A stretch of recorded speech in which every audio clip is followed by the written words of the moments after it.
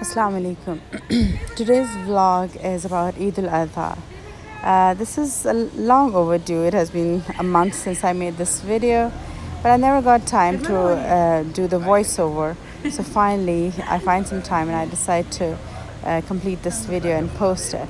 So Eid al Adha, first of all, what is Eid al Adha? This is an Abrahamic tradition that Muslims around the world follow, where they would buy animals, goats and rams and cows and camels, and then they would sacrifice that animal on the day of Eid. It falls at the time of Dhul Hijjah, so the time when Muslims perform Hajj. And as you watch the streets in Lahore, you will see that I roamed on those streets at night, the night before Eid, and there were so many animals that I came across, and kids take great pride in walking their animals, like sort of a animal parade, and they will go around just displaying, showing off their lovely animals. There's this young man with his camel, and I asked him what he named his camel, and he was unable to answer that. Not everyone names their animals. It is highly recommended to raise your animal for the whole year and then slaughter it.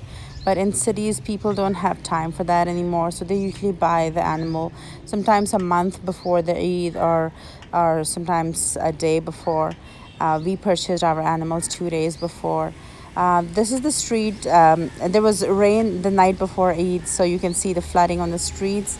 And I decided to go out on Eid morning. It's not common in Pakistan for a woman to get out on street with her phone and record what's happening on the streets. And I did that morning, and it was fantastic. There was this stench of animals and cow dung and all that in the air at that time, and I found those jasmine flowers. That was just a treat to my senses, and I inhaled all the fragrance that I could as I walked through the streets looking at the animals who were sitting there patiently. Some people, like, there was some sort of like a little bit of traffic jam here and there because people had just finished their prayers and they were heading home to quickly slaughter the animal. People usually don't eat anything until they slaughter the animal, and then there's a feast afterwards. I noticed a lot of elderly on the street. That shows how the family system is so intact in this society where our elderly are given such importance. You might have noticed some men in the previous clip where they had some stumps. They were holding some stumps. Those are the butchers who were just walking around the street, so that if anyone wants to hire them to cut the animal, they were readily available. As I walked back, I noticed in one of the households they were going to slaughter a cow. It's quite an event when they slaughter a large animal like that, and people in the neighborhood would come and watch that.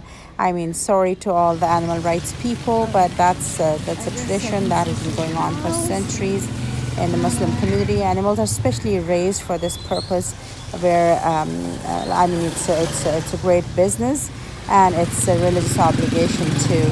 So a religious obligation that provides opportunity for a business too. So what could be better than that?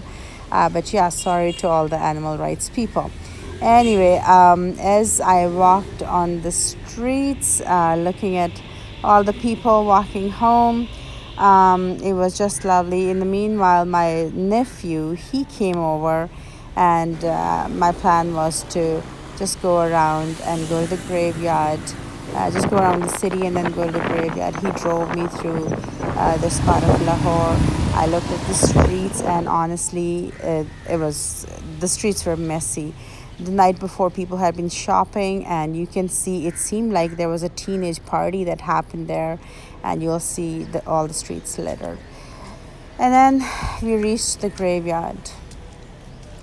This was my first Eid in Pakistan ever since I moved to Canada, and I came at a time when my mom and dad live in this graveyard. So I went to their graves and said salam and made dua, and I went to my niece Zubia's grave, and my bhabi, her grave, and my mom and dad's grave. It was a very deep, reflective moments that I spent in the graveyard. Then I came to my brother's house where all the goats that we had purchased were tied there. Um, each of these animals belong to different people here.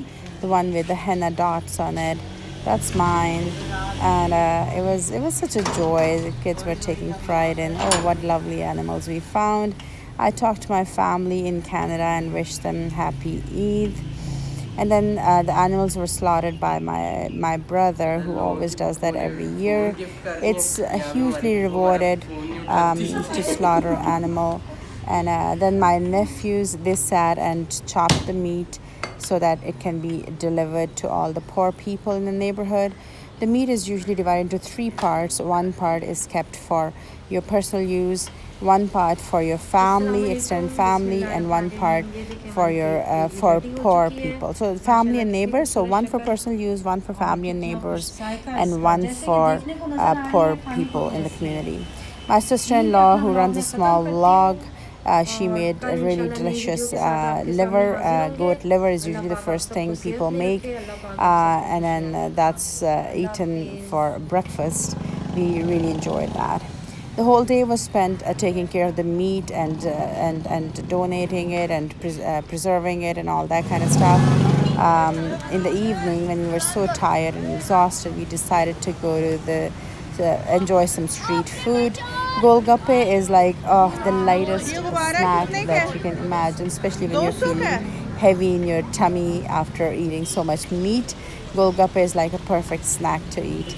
So we enjoyed some golgappe, and we walked on the street and just enjoyed the hustle and bustle there.